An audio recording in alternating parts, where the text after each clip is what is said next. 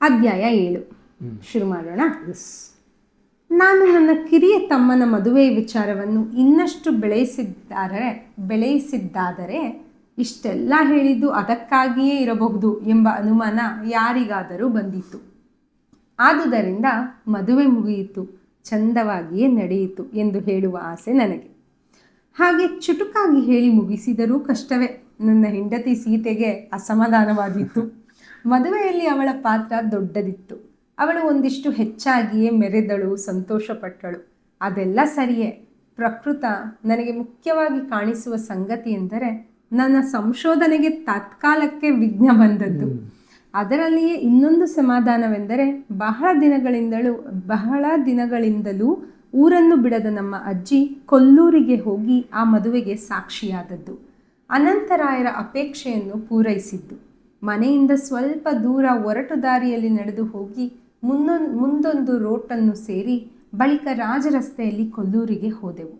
Row ಮತ್ತು ರೋಡಿನ ಪಯಣ ಎತ್ತಿನ ಬಂಡಿಯಲ್ಲಿ, ಮರುಪಯಣವೂ ಹಾಗೆಯೇ. ಹೊರಡುವಾಗ ನಾನು ಅಜ್ಜಿಯ ಜೊತೆಯಲ್ಲಿಯೇ ಇದ್ದೆ. ಅವರಿಗೆ ಮನೆ ಬಿಡಲು ಉದಾಸೀನ. ನಾನು ಯಾಕೆ ಮಗು, ನನ್ನ ಮನಸ್ಸು ಅಲ್ಲಿದೆ ಎಂದು ತಿಳಿ ಎಂದರು. ಹಾಗಲ್ಲ ಅಜ್ಜಿ ಎಂದು ಸಾಕಷ್ಟು ರಾಗ ಮಾಡಿ ಮನಸ್ಸು ಒಡಂಬಡಿಸಿ ಮನೆಯಿಂದ ಹೊರಡಿಸಿದೆ. ಹರದಾರಿ ದೂರದ ಕಾಲು ದಾರಿಯನ್ನು ತುಳಿದಿದ್ದಾದರೂ ಮುಂದೆ ಹೇಗೂ ಗಾಡಿ ದಾರಿ ಇದೆ ಎನಿಸಿತು. ಅವರಿಂದ ನಡೆಯುವುದು ಸಾಧ್ಯವೇ ಎಂಬ ಭೀತಿ ನನಗೆ. ಒಂದಿಷ್ಟು ಏಗದೆ ಅಯ್ಯಪ್ಪ ಎಂದು ಉಸಿರೆತ್ತದೆ ನಡೆದುದನ್ನು ಕಂಡಾಗ ನಮ್ಮಜ್ಜಿ ಚಿಂತೆ ಇಲ್ಲ, ಹುಣಸೆ ಕೊರಡಿನ ಹಾಗೆ ಜೀವ ಎನಿಸಿತು. ನಾನು ಅಷ್ಟರಿಂದಲೇ ನನ್ನ ಮನಸ್ಸಿನಲ್ಲಿ ಬೇಳೆ ಬೇಯಿಸತೊಡಗಿದೆ. ಈ ಬೇಸಗೆಯಲ್ಲಿ ಇನ್ನು ತಿರುಗಾಟಕ್ಕೆ ಸಮಯ ಸಿಗಲಾರದು. ಮಳೆಗಾಲ ಕಳೆದ ಮೇಲಾದರೂ ಅವರನ್ನು ಪುಸಲಾಯಿಸಿ ನಮ್ಮೂರಿನ ಗುಡ್ಡಗಾಡನ್ನು ಸುತ್ತಿಸಿ ಒಂದೊಂದು ಹಾಳುಗುಡಿಯನ್ನೂ ಅವರಿಗೆ ತೋರಿಸಿ ಅವರಿಗೆ ಕಾಣಿಸಬಹುದಾದ ಯಾವತ್ತೂ ಹಗಲುಗನಸುಗಳಿಗೆ ಪಾಲುಗಾರನಾಗುವ ಆಸೆ ನನ್ನಲ್ಲಿ ತಲೆದೋರಿತು. ಸಾಧ್ಯವಾದರೆ ನಾಗನಕಾಲುವರೆಗೂ ಕರೆದೊಯ್ದು ಅಲ್ಲಿನ ಮಾಟೆಗಳನ್ನು ತೋರಿಸಿ ಪುರಾತನ ಕಾಲದವರ ಜೀವನವನ್ನು ಇನ್ನೊಮ್ಮೆ ಕಣ್ಣಿಗೆ ಕಟ್ಟಿಸಿಕೊಳ್ಳಬೇಕು ಎಂಬ ಆಸೆಯು ಕುಡಿಯೊಡೆಯಿತು. ಇಷ್ಟನ್ನು ಹೇಳುವಾಗ ಯಾರಿಗಾದರೂ ನನ್ನ ಮಂಕುಬುದ್ಧಿಯ ವಿಚಾರದಲ್ಲಿ ಸಂಶಯ ಹುಟ್ಟಲೂಬಹುದು. ಅಜ್ಜಿಯ ಹುಚ್ಚು ಕನಸುಗಳನ್ನು ಈತ ನಂಬುತ್ತಾನಲ್ಲ ಎಂದು. ಕವಡೆ ಇರಿಸಿ ಫಲ ಹೇಳುವುದನ್ನು ಕೆಲವರು ನಂಬುತ್ತಾರೆ. ಜಾತಕ ತೋರಿಸಿ ಹೇಳುವ ಗ್ರಹ ಫಲಗಳನ್ನೆಲ್ಲ ಹಲವರು ನಂಬುತ್ತಾರೆ. ಸಾಮುದ್ರಿಕರಿಗೆ ಅಂಗೈ ತೋರಿಸಿ ಬೇಕಷ್ಟು ಅವಲಕ್ಷಣಗಳನ್ನು ಕೇಳಿ ಜೊಲ್ಲು ಸುರಿಸುತ್ತಾರೆ ಉಳಿದವರು. ಇನ್ನೂ ಕೆಲವರೋ ಸಂತೆಗೆ ತಂದ ಹಕ್ಕಿಗಳಿಂದ ಶಕುನ ಹೇಳಿಸಿ ಸಮಾಧಾನ ತಾಳುತ್ತಾರೆ. ಇಷ್ಟೆಲ್ಲ ಪ್ರಸಂಗಗಳಲ್ಲೂ ಹಿಂದೆ ಹೀಗಾಗಿತ್ತು, ಮುಂದೆ ಹೀಗಾಗುತ್ತದೆ ಎಂದು ತಿಳಿಸುತ್ತಾರೆ. ಹಿಂದೆ ಆದುದರಲ್ಲಿ 50% ಸತ್ಯ ಕಾಣಿಸಿದರೆ ಮುಂದಿನ ಭವಿಷ್ಯ ಅದರ ದುಪ್ಪಟ್ಟು ಸತ್ಯ ಎಂಬುದಾಗಿ ತಿಳಿಯುತ್ತಾರೆ. ಹೇಳಿದ್ದೆಲ್ಲವನ್ನೂ ಬರೆದಿಟ್ಟುಕೊಂಡು ಒಂದು 20 ವರ್ಷ ಕಾಲು ನೋಡಿದರೆ ಅಂತಹವರಿಗೆ ಬಹುಮಟ್ಟಿನ ವಿಷಯಗಳು ಹೇಳಿದಂತೆ ನಡೆಯಲಿಲ್ಲ ಎಂಬ ಮನವರಿಕೆ ಆದೀತು. ಭವಿಷ್ಯ ಹಾಗಾದರೂ ಭೂತಕಾಲ ಹಾಗಲ್ಲವಲ್ಲ. ನಮ್ಮ ಅನುಭವದಿಂದ ಕೇಳಿದ್ದನ್ನು ಅದು ನಡೆದಿತ್ತೋ ಅಥವಾ ಇಲ್ಲವೋ ಎಂಬುದನ್ನು ಸ್ಪಷ್ಟವಾಗಿ ತೀರ್ಮಾನಿಸಬಹುದು. ಅದರಲ್ಲಿ 4-6 ತುಣುಕು ಸತ್ಯ ಹೊರಬಿದ್ದಿತಾದರೆ ಭವಿಷ್ಯದ ನಮ್ಮ ನಂಬಿಕೆ ಚಿಗುರೊಡೆದು ಮರವಾಗುತ್ತದೆ. ಆ ಲೆಕ್ಕಾಚಾರದಲ್ಲಿ ನಮ್ಮ ಅಜ್ಜಿ ಹೇಳಿದ ವಿಷಯಗಳೆಲ್ಲವೂ ನಡೆದವೋ ಎಂದು ಖಾತ್ರಿಪಡಿಸಿಕೊಳ್ಳುವ ದಾರಿ ಯಾವುದೂ ಇರಲಿಲ್ಲ. ನಡೆಯಲಿಲ್ಲ ಎನ್ನಲೇ, ಅವರು ಹೇಳಿದಂಥ ವಿಷಯಗಳು ಹೆಚ್ಚು ಕಡಿಮೆ ಅದೇ ರೀತಿ ಹಿಂದಿನ ಒಂದಲ್ಲ ಒಂದು ಕಾಲದಲ್ಲಿ ಒಂದಲ್ಲ ಒಂದು ಊರಿನಲ್ಲಿ ನಡೆದಿತ್ತು ಎಂದು ಪ್ರಾಚ್ಯಶಾಸ್ತ್ರ ತಿಳಿಸಿಕೊಡುತ್ತದೆ. ನಾನು ಅವುಗಳನ್ನು ನಿಜ ಎಂದು ಎಣಿಸುತ್ತಾ ಬಂದಿದ್ದೇನೆ. ಮುಂದೆ ಮತ್ತಷ್ಟು ತಿಳಿಯುವುದಕ್ಕಾಗಿ ಹಂಬಲಿಸುತ್ತಿದ್ದೇನೆ. ಅಷ್ಟೊಂದು ನಂಬಿಕೆ ಎಲ್ಲರಿಗೂ ಅರುಳು ಮರುಳಾಗಿ ಕಾಣಿಸುವ ನಮ್ಮ ಅಜ್ಜಿಯ ಮಾತಿನಲ್ಲಿ ನನಗೆ ಉಂಟಾಗಿದ್ದರೆ ಕ್ಷಮಿಸಿ. ಅಜ್ಜಿಯ ಮೊಮ್ಮಗ ನಾನು. ಕುಲದ ಗುಣದೋಷಗಳೆಲ್ಲ ನನ್ನಲ್ಲಿಯೂ ಇಳಿದು ಬಂದಿರಬೇಕು. ಪ್ರತಿಯೊಬ್ಬರಲ್ಲೂ ಅವರವರ ಹಿಂದಣ ತಲೆಮಾರಿನವರ ಕತೆ ಕೇಳುತ್ತಾ ಹೋದರೆ ಆ ಪೂರ್ವ ಪಿತೃಗಳಲ್ಲಿ ಒಬ್ಬರಲ್ಲ ಒಬ್ಬರು ಸ್ವಲ್ಪವಾಗಲಿ ಇಡಿಯಾಗಲಿ ಬುದ್ಧಿ ದುರಸ್ತಿ ಇಲ್ಲದವರಾಗಿ ಕಾಣಿಸಿಯೇ ಕಾಣಿಸುತ್ತಾರೆ. ಆದರೂ ನಮ್ಮ ಮರುಳು ನಮಗೆ ಕಾಣಿಸುವುದಿಲ್ಲ. ನಮಗೆ ನಾವು ಸದಾ ಬುದ್ಧಿವಂತರಾಗಿಯೇ ಕಾಣಿಸುತ್ತೇವೆ. ನಮ್ಮ ವಾದವನ್ನು ಒಪ್ಪದವರಿಗೆ ಒಂದು ಸುತ್ತು ಸಡಿಲ ಎಂದು ಗೋಚಾರವಾಗುತ್ತದೆ. ಸಾಕು, ಇಷ್ಟು ಪೀಠಿಕೆ. ಕೊಲ್ಲೂರಿಗೆ ಅಜ್ಜಿಯನ್ನು ಕರೆದೊಯ್ದದ್ದರಿಂದ ನನಗೆ ಒಂದು ಲಾಭವಾಯಿತು. ಮದುವೆಯ ಊಟ ಗಡದ್ದಾಗಿತ್ತು. ಮದುವೆಯ ಮಾಟ ಭರ್ಜರಿಯಾಗಿತ್ತು. ಆ ಯಾವತ್ತೂ ಕೆಲಸಗಳು ಮುಗಿದ ಮೇಲೆ ರಾತ್ರಿ ಹರಿದು ಬೆಳಗಿನ ಜಾವಕ್ಕೆ ಗಾಡಿ ಕಟ್ಟಿಸುವ ತನಕವೂ ಯಾರಿಗೂ ಏನೂ ಕೆಲಸವಿರಲಿಲ್ಲ. ಆ ಸಂಜೆ ಅಥವಾ ಕತ್ತಲು ಕಾಲಿರಿಸುವ ಮೊದಲು ನಾರಾಯಣ ತನ್ನ ಹೊಸ ಹೆಂಡತಿಯನ್ನು ಕರೆದುಕೊಂಡು 3 ಗೇಣು ಉದ್ದದ ಕೊಲ್ಲೂರು ಪೇಟೆಯ ಹಾದಿಯಲ್ಲಿ ವಾಕಿಂಗಿಗೆ ಹೊರಟ. ಮದುಮಗಳ ಮೇಲೆ ಅಷ್ಟೆಲ್ಲ ಚಿನ್ನಾಭರಣ ಹೊರಿಸುತ್ತಾ ತಿರುಗಾಟಕ್ಕೆ ಹೊರಡುವುರುಂಟೆ ಎಂದು ಹುಡುಗಿಯ ತಾಯಿಗೆ ಅನ್ನಿಸಿರಬೇಕು.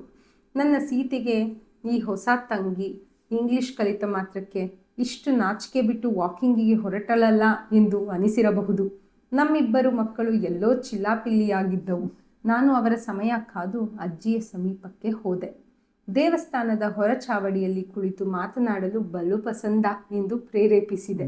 ಆ ಮದುವೆಯ ಗದ್ದಲದಲ್ಲಿ ಅವರು ಹಿರಿಯರೆಂಬುದರಿಂದ 10 ಮಂದಿ ಬಂದು ಅಭಿವಾದಿಸಿ ಹೋಗಿದ್ದರು. ಮದುವೆಯ ಸ್ವಲ್ಪ ಹೊತ್ತು ಉಪಚಾರ ಮಾಡಿದರು. ಆಮೇಲೆ ಯಾರೊಬ್ಬರೂ ಬಂದು ಮೂಸಿದವರಿಲ್ಲ. ಹಾಗಾಗಿ ನಾನು ಕರೆದೊಡನೆಯೇ ಅವರು ಎದ್ದರು. ಅವರನ್ನು ಕೈ ಹಿಡಿದುಕೊಂಡು ಒಂದಿಷ್ಟು ದೂರ ನಡೆದು ಅಲ್ಲಿಯ ಚಾವಡಿಯ ಮೇಲೆ ಹೋಗಿ ಕುಳಿತುಕೊಂಡೆ. ನಮ್ಮೆದುರಿಗೆ ತುಸು ದೂರದ ಮತ್ತೊಂದು ಚಾವಡಿಯಲ್ಲಿ 6-8 ಮಂದಿ ಮಲಯಾಳಿ ಯಾತ್ರಿಕರು ಕುಳಿತದ್ದು ಕಾಣಿಸುತ್ತಿತ್ತು. ಮಾತಿಗೊಂದು ವಿಷಯ ಬೇಕು ಎಂಬುದರಿಂದ ನಾನು ಅಜ್ಜಿಯೊಡನೆ, ಅಜ್ಜಿ, ನಿಮ್ಮ ಹೆಸರು ಮೂಕಾಂಬಿಕೆಯಲ್ಲವೇ ಎಂದೆ. ಈ ದೇವರ ನೆನಪಿಗೆ ಇರಿಸಿದ್ದು. ಬೇರೆ ಎಲ್ಲಿಯೂ ಅಮ್ಮನವರಿಗೆ ಮೂಕಾಂಬಿಕೆ ಅಂತ ಹೆಸರಿದ್ದುದನ್ನು ಕಾಣೆ. ಏನು, ಅವಳು ಮಾತನಾಡದ ಮುಖಿ ಅಂತಲೇ?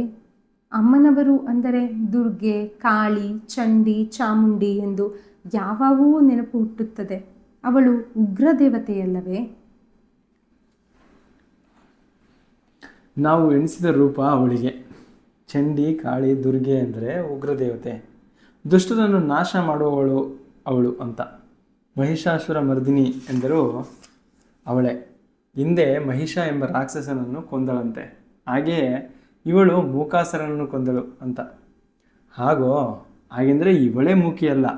ಹಿಂದೆ ಈ ಕೊಲ್ಲೂರು ಕಾಡಿನಲ್ಲಿ ಮೂಕಾಸುರ ಎಂಬ ರಾಕ್ಷಸ ಇದ್ದ ಎಂದು ಲೆಕ್ಕವಲ್ಲವೇ? ಅಂತ ಲೆಕ್ಕ. ಮಹಿಷಾಸುರ ಇದ್ದ ಹಾಗೆ ಇರಲಿಲ್ಲ ಅಂತೀರಾ? ದೇವರು ಅವತಾರ ಮಾಡಿದ್ದು, ದುಷ್ಟರನ್ನು ನಾಶ ಮಾಡಿದ್ದು ಸುಳ್ಳು ಅಂತಲೇ ನಿನಗೆ ಹೇಗೆ ಕಾಣಿಸುತ್ತದೆ ಎಂದು ಅವರು ನನಗೆ ಎದುರು ಪ್ರಶ್ನೆ ಹಾಕಿದಾಗ ಸ್ವಲ್ಪ ಕಕ್ಕಾಬಿಕ್ಕಿ ಆಯಿತು. ಆದರೂ ಸೋಲಬಾರದಷ್ಟೇ.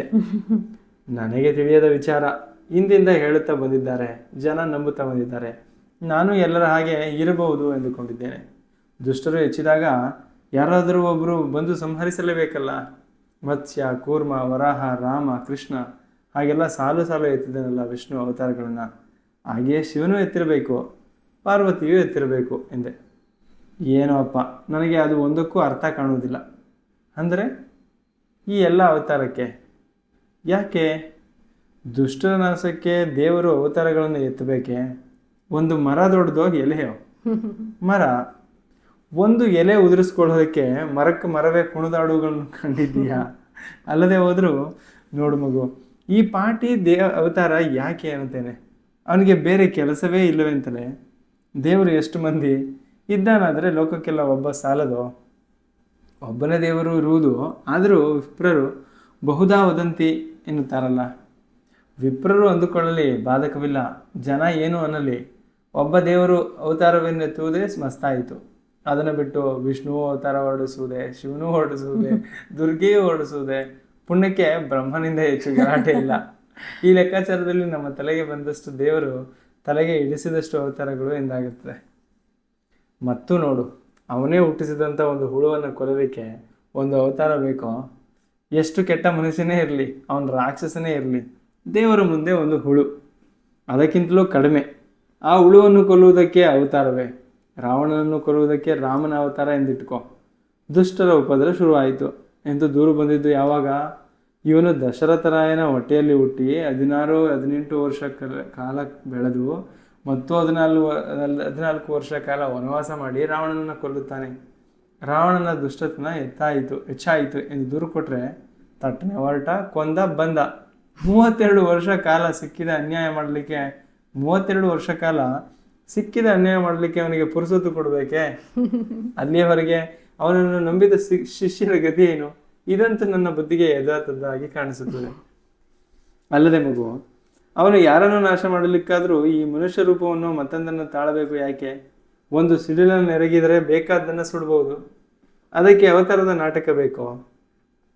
ಹಾಗಿದ್ದರೆ ಇಷ್ಟೆಲ್ಲ ದೇವರು ಅವತಾರ ಎಲ್ಲವೂ ಸುಳ್ಳು ಅಂತೀರಾ ಅಜ್ಜಿ? ನೀವೇ ಹೇಳಿ ಹಾಗಾದರೆ. ನೀವೇ ಹಾಗೆ ಹೇಳಿದರೆ ಇದೆಲ್ಲ ಆದದ್ದು ಅವನನ್ನು ಕಾಣುವ ನಾವು 1000 ಮಂದಿ 1000 ಬುದ್ಧಿಯವರಾದದ್ದರಿಂದ. ಅವನು ಒಬ್ಬನೇ, 1000 ಆದದ್ದು ನಮ್ಮಿಂದ.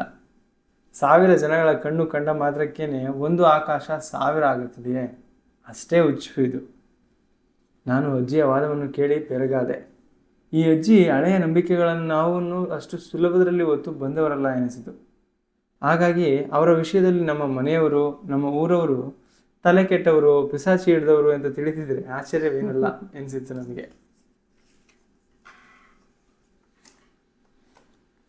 ಹಾಗಿದ್ದರೆ ಮೂಕಾಸುರ ಇರಲಿಲ್ಲ ಅಂತಲೋ ಎಂದೆ ನಾನು. ನನಗೆ ಮಗು, ಕೊಲ್ಲೂರೇನೂ ಹೊಸತಲ್ಲ. ಸಣ್ಣದರಲ್ಲಿ ನಿನ್ನ ಅಜ್ಜ ನನ್ನನ್ನು ಇಲ್ಲಿಗೆ ಕರೆತಂದಿದ್ದು. ಇಲ್ಲಿರುವುದು ಒಂದು ಅಮ್ಮನವರು, ಮಾತಾಡದ ಅಮ್ಮನವರು.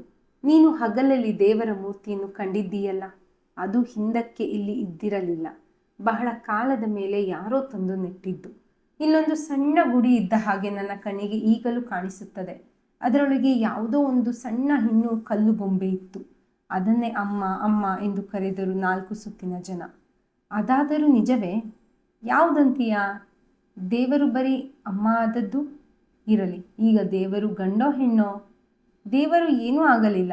ಅವನು ಹೆಣ್ಣೂ ಆಗಲಿಲ್ಲ, ಗಂಡೂ ಆಗಲಿಲ್ಲ, ಅಮ್ಮನೂ ಆಗಲಿಲ್ಲ, ಅಪ್ಪನೂ ಆಗಲಿಲ್ಲ. ಅವನನ್ನು ನಾವು ಹಾಗೆಂದು ಎಣಿಸಿಕೊಂಡೆವು. ಅಂಥ ಒಂದು ಮೂರ್ತಿಯನ್ನು ಕೆತ್ತಿ ಇಲ್ಲಿ ಇರಿಸಿದರು, ಪೂಜೆ ಮಾಡಿದರು. ಮಕ್ಕಳಿಗೆ ತಾಯಿಗಿಂತ ದೊಡ್ಡ ವಸ್ತುವಿಲ್ಲ. ಅಪ್ಪನಿಲ್ಲವಾದರೂ ಕಳೆಯುತ್ತದೆ, ಅಮ್ಮ ಇಲ್ಲದಿದ್ದರೆ ಹೇಗೆ? ನಮಗೆ ಇಷ್ಟು ಪ್ರಾಯವಾದ ಮೇಲೂ ಎಲ್ಲಾದರೂ ಒಂದಿಷ್ಟು ಪೆಟ್ಟು ನಾಟಿದರೆ ಅಯ್ಯಮ್ಮ ಎನ್ನುವುದಿಲ್ಲವೇ? ಹಾಗಾಗಿ ದೇವರೇ ನಮ್ಮ ಅಮ್ಮ ಎಂದು ತಿಳಿದರೆ ತಪ್ಪೇನಿಲ್ಲ. ನಮ್ಮ ಅಮ್ಮನ ಮೇಲೆ ನಮಗಿರುವ ಪ್ರೀತಿ ಬಹಳ ದೊಡ್ಡದಲ್ಲವೇ? ಅವಳನ್ನು ನಾವು ಎಷ್ಟೂ ಬೇಡಬಹುದು, ಕಾಡಬಹುದು ಎಂದು ಎನಿಸುವುದಿಲ್ಲವೇ? ಕೆಲವರ ಪಾಲಿಗೆ ಅದೇ ಅಮ್ಮನೆಂಬುವವಳು ತಂಟೆ ಮಾಡಿದ ಮಕ್ಕಳನ್ನು ಹೊಡೆಯುವ ಅಮ್ಮನಂತೆ ಕಾಣಿಸಿರಬೇಕು. ತಮಗೆ ಆಪತ್ತು ಬಂದಾಗ ಅದೆಲ್ಲ ಅಮ್ಮನೇ ಕೊಟ್ಟ ಶಿಕ್ಷೆ ಎಂದು ಅನಿಸಿ ನಂಬಿದರು. ಕಾಳಿ ದುರ್ಗೆಯರಂಥ ಅಮ್ಮಂದಿರಾದರು. ಶಿರ್ಸಿಯ ಮಾರಿಯಮ್ಮ ಇಲ್ಲವೇ? ಇಂಥ ಇನ್ನೊಂದು. ಈ ಊರಿನ ಅಮ್ಮ ಇನ್ನೊಂದೇ ಜಾತಿಯ ಅಮ್ಮ. ಇವಳು ಮೂಕಮ್ಮ. ನಾವು ಅವಳನ್ನು ಹೊಗಳಿದರೂ ಅಷ್ಟೇ, ಬೈದರೂ ಅಷ್ಟೇ. ನೀನು ಅದನ್ನು ಕೊಡು, ಇದನ್ನು ಕೊಡು ಎಂದು ಬೇಡಿದರೂ ಫಲವಿಲ್ಲ, ಕಾಡಿದರೂ ಫಲವಿಲ್ಲ. ಸ್ತುತಿ ನಿಂದೆಗಳೆರಡಕ್ಕೂ ಅವಳು ಮೂಕಿಯೇ. ಅವಳು ಮಾಡಿದ್ದೆಲ್ಲ ಒಳ್ಳೆಯದಕ್ಕೆ, ಕೊಟ್ಟದ್ದೆಲ್ಲ ಒಳ್ಳೆಯದಕ್ಕೆ ಎಂದು ನಂಬಿ ಬರಬೇಕಾದವಳು ಇವಳು. ಬೇಡುವವರಿಗೆ ಹೇಳಿಸಿದ ಅಮ್ಮ ಇವಳಲ್ಲವೇ ಅಲ್ಲ ಎಂದು ನನಗಂತೂ ಕಾಣಿಸುತ್ತದೆ. ನನಗೆ ಕಾಣಿಸುತ್ತದೆ ಹಾಗೆ ಎನ್ನುತ್ತೇನೆಯೇ ಹೊರತು ಅದೇ ಸಮ ಎನ್ನುವುದಕ್ಕೂ ಹೋಗುವುದಿಲ್ಲ. ನಾನು ಅಂಥ ಬುದ್ಧಿವಂತೆಯಲ್ಲ. ನನ್ನ ಬುದ್ಧಿಗೆ ತೋರುವುದು ಅಷ್ಟು. ಅಕ್ಕೋ, ಈಗ ನನ್ನ ಕಣ್ಣಿಗೆ ದೊಡ್ಡದೊಂದು ಅಮ್ಮನ ಬೊಂಬೆ ಕಾಣಿಸುತ್ತಾ ಇದೆ. ಓ, ಅಲ್ಲೇ ಆ ಕಲ್ಲಿನ ಮೂರ್ತಿ ಇದ್ದಲ್ಲೇ. ಅಲ್ಲಿ ಗುಡಿ ಗೋಪುರ ಏನೊಂದೂ ಇಲ್ಲ. ದೊಡ್ಡದೊಂದು ಮಣ್ಣಿನ ಗೊಂಬೆ ಇದೆ. ದೊಡ್ಡ ದೊಡ್ಡ ಮೊಲೆಗಳು, ದೊಡ್ಡ ಹೊಟ್ಟೆ, ಕಣ್ಣು ಮುಚ್ಚಿಕೊಂಡಿದ್ದಾಳೆ. ಇರುವ 2 ಕೈಗಳನ್ನು ತೊಡೆಯ ಮೇಲೆ ಇರಿಸಿಕೊಂಡಿದ್ದಾಳೆ. ಅವಳ ಅಂದಾಜೇನೆಂಬುದು ನನಗೆ ಗೊತ್ತಾಗುತ್ತದೆ. ನನಗೆ 1000 ಮಕ್ಕಳಿವೆ, ನೀನು ಅದರಲ್ಲಿ ಒಬ್ಬಳು. ನಿನ್ನನ್ನು ಹಡೆದೆ, ಮೊಲೆಯುಣಿಸಿ ಬೆಳೆಸಿದೆ. ಸಾಕು, ಇನ್ನು ಹೋಗು. ನಡೆ, ಆಡು, ಓಡು, ಸಂತೋಷವಾಗಿರು. ಗಳಿಗೆಗೆ 100 ಸಾರಿ ನನ್ನ ಹತ್ತಿರ ಬಂದು ಅಮ್ಮ ಅಮ್ಮ ಎಂದು ಪೀಡಿಸಬೇಡ ಎಂದಂದು ತುಟಿ ಕಚ್ಚಿ ಕುಳಿತಿದ್ದಾಳೆ. ಅದು ಸಹಜವೇ ಅಲ್ಲವೇ? ಇನ್ನೂ ಅವಳ ಹತ್ತಿರ ಹೋಗಿ ಸಣ್ಣ ಮಕ್ಕಳು ಹಠ ಹಿಡಿಯುವ ಹಾಗೆ ನನಗೆ ಅದನ್ನು ಕೊಡು, ನನ್ನನ್ನು ಅವನು ಚೂಟಿದ, ಇವನು ನನಗೆ ಹೊಡೆದ ಎಂದು ನಾವು ದೂರುತ್ತಲೇ ಇದ್ದರೆ ಏನನಿಸೀತು? ಇವಕ್ಕೆಲ್ಲ ಎಂದು ಬುದ್ಧಿ ಬಂದಿತು? ಇವು ತಮ್ಮ ಕಾಲ ಮೇಲೆ ಎಂದು ನಡೆದಾವು ಎಂದು ಹೊಳೆಯದೆ ಹೋದೀತೆ. ಅಜ್ಜಿಯ ಮಾತನ್ನು ಕೇಳುತ್ತಲೇ ನನ್ನ ಮನಸ್ಸು ಏಕಂ ಸತ್ ವಿಪ್ರ ಬಹುಧಾ ವದಂತಿ ಎಂಬ ಭಾವನೆಯನ್ನು ಮರೆತು ಬಿಟ್ಟು ಮಾತನಾಡುವುದಕ್ಕೆ ಒಡಂಬಡದ ಈ ಅಮ್ಮನ ಕಲ್ಪನೆಯನ್ನು ಮನಸ್ಸಿನಲ್ಲಿ ಮೂಡಿಸಲು ಹವಣಿಸಿತು. ಅಂಥ ಅಮ್ಮ ಯಾರ ಲಂಚಕ್ಕೂ ಕಣ್ಣೀರಿಗೂ ತಲೆಬಾಗದವಳು. ಅವಳನ್ನು ಒಲಿಸುವ ದಾರಿ ತನಗೆ ಸೆರೆ ಎನಿಸುವ ದಾರಿಯಲ್ಲಿ ನಡೆಯುವುದೊಂದೇ. ಶರಣು ಬಂದೆ ಎಂಬ ನಾಟಕವೂ ಈ ಮೂಕಾಂಬಿಕೆಗೆ ಬೇಡ ಎಂದು ಕಾಣಿಸಿತು. ಅಲ್ಲಿಂದ ಮುಂದೆ ನನ್ನ ಮನಸ್ಸು ಅನೇಕ ಆದಿ ಅಮ್ಮಗಳ ಕಲ್ಪನೆಗೆ ಜೋತುಕೊಂಡು ವಿಹರಿಸತೊಡಗಿತು. ಎಲ್ಲೋ ಒಬ್ಬಳು ಕೊಟ್ಟೂರಮ್ಮ ಇದ್ದಾಳೆ, ಇನ್ನೆಲ್ಲೋ ಒಬ್ಬ ದ್ಯಾವಮ್ಮ ಇದ್ದಾಳೆ, ಮತ್ತೆಲ್ಲೋ ಎಲ್ಲವ್ವ ಇದ್ದಾಳೆ, ಮಗದೆಲ್ಲೋ ಸಾವಕ್ಕ ಇದ್ದಾಳೆ. ಈ ಬಹುದಾ ವದಂತಿ ಇವುಗಳ ಒಂದೊಂದು ಕಲ್ಪನೆಗೂ ಕಾರಣವಾದ ಮನೋಧರ್ಮ ಯಾವ ತೆರದ್ದು ಎಂಬ ವಿಚಾರವನ್ನು ನಾನು ಮಾಡತೊಡಗಿದೆ. ಅಜ್ಜಿ, ನನ್ನ ಈ ಯೋಚನೆಗಳ ಕೋಲಾಹಲವನ್ನು ಕೊನೆಗೊಳಿಸಲು ಎಂಬಂತೆ ಬೆಳಗಿನ ಜಾವಕ್ಕೆ ಗಾಡಿ ಕಟ್ಟಿಸಿ ಹೊರಡಬೇಕಲ್ಲವೇ ಎಂದಳು. ಸದ್ಯಕ್ಕೆ ಮಲಗುವ ಹೊತ್ತಾಯಿತು. ಎಲ್ಲಿ ಜಾಗ ತೋರಿಸು ಎಂದಳು. ಅವಳನ್ನು ಕರೆದುಕೊಂಡು ದೇವಾಲಯದ ಪ್ರಾಕಾರದ ಹೊರಗಿದ್ದ ಬಿಡಾರದ ಮನೆಯ ಚಾವಡಿಗೆ ಬಂದೆ.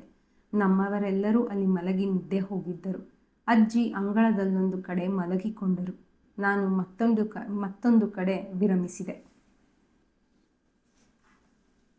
ರಾತ್ರಿ ಮಲಗಿಕೊಂಡವನಿಗೆ ಸುಖವಾದ ನಿದ್ರೆ ಬಂತು ಎನ್ನಲಾರೆ. ಚಾವಡಿಯಲ್ಲಿ ಅಂಗಳದಲ್ಲಿ ಅಸ್ತವ್ಯಸ್ತ ಮಲಗಿಕೊಂಡ ನಮ್ಮ ಪಾಳೆಯದ 10-20 ಮಂದಿ ಇದ್ದರು.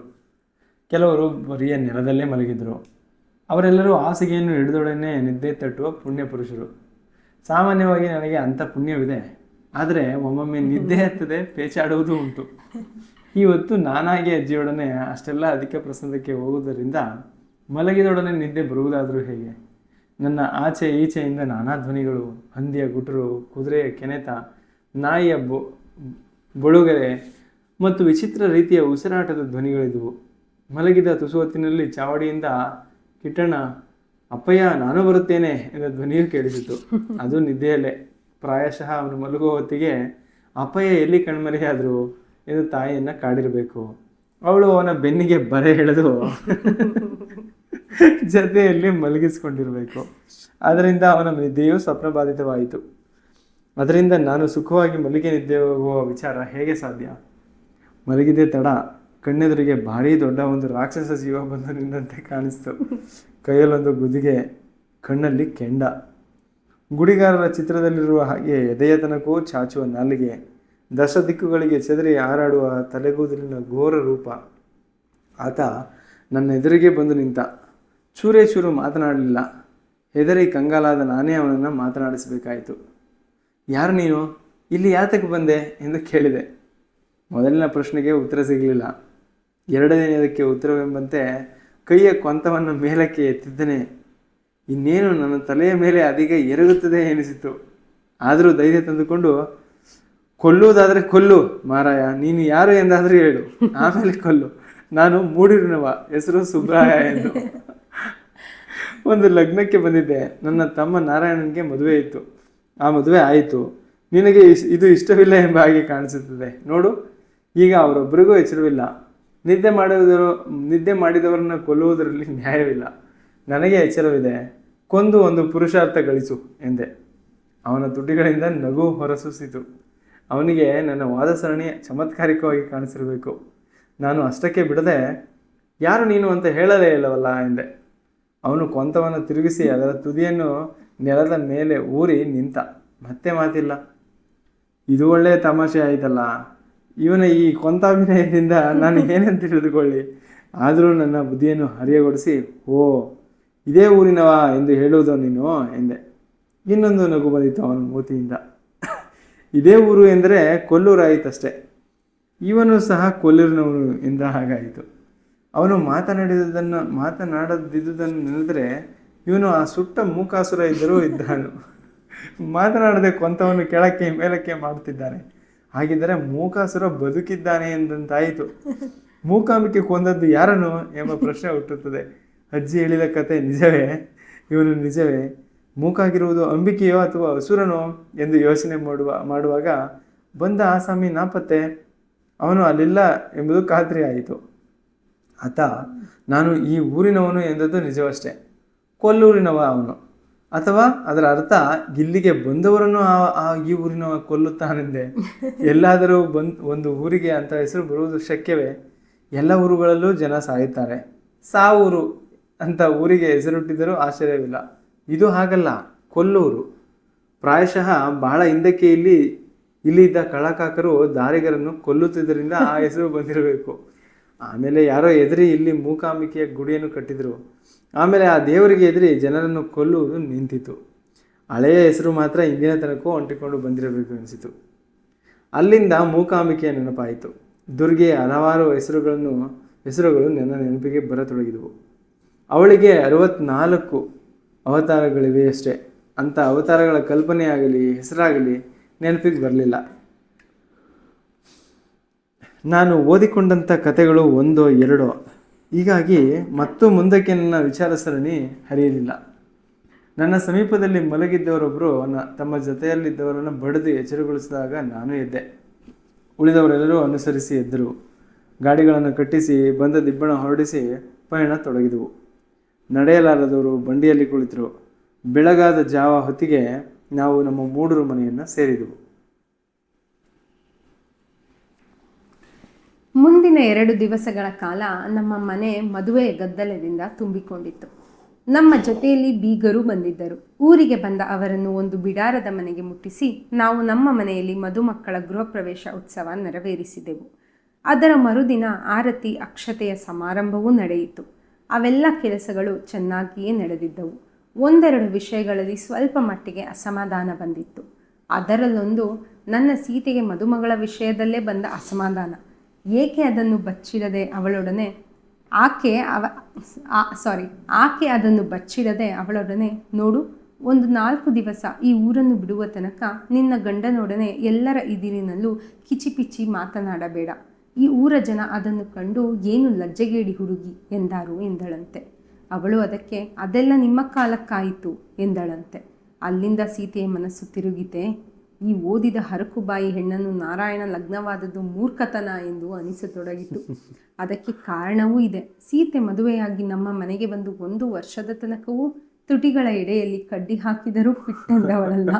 ನನ್ನ ಸೀತೆಯನ್ನು ನೆನೆದರೆ ಅವಳಿಂದಲೇ ಶ್ರೀರಾಮಚಂದ್ರನ ಹೆಂಡತಿಗೆ ಆ ಹೆಸರು ಬಂದಿರಬೇಕು ಎನಿಸುತ್ತದೆ. ಹೀಗಿರುತ್ತಾ ಮನೆಗೆ ಬಂದವಳು ಮನೆ ಯಜಮಾನಿ ಎಂಬ ಭಯಕ್ಕಾದರೂ ಸುಮ್ಮನಿರದ್ದನ್ನು ಕಂಡಾಗ ನಾರಾಯಣ ಭಾವನನ್ನು ಕರೆದು ಸಮೀಪ ನಿಂತಿದ್ದ ಅವಳಿಗೆ ಕೇಳಿಸುವಂತೆಯೇ, ನೀನಾದರೂ 1-2 ದಿವಸ ಅವಳ ಬಾಯಿ ಕಟ್ಟಿಸು. ಮತ್ತೆ ಹೇಗೋ ಶಿವಮೊಗ್ಗಿಗೆ ಹೋಗಿ ಬಿಡಾರ ಮಾಡುತ್ತೀರಿ, ಅಲ್ಲಿ ಬರೀ ಮಾತಿಂದಲೇ ಹೊಟ್ಟೆ ತುಂಬಿಸಿಕೊಳ್ಳಬಹುದು ಎಂದಳು. ಅವನಿಗೆ ಏನು ಕಾಣಿಸುತ್ತೋ ಅವನು ಹೆಂಡತಿಗೆ ಆ ವಿಷಯವನ್ನು ಹೇಳಿರಬಹುದು.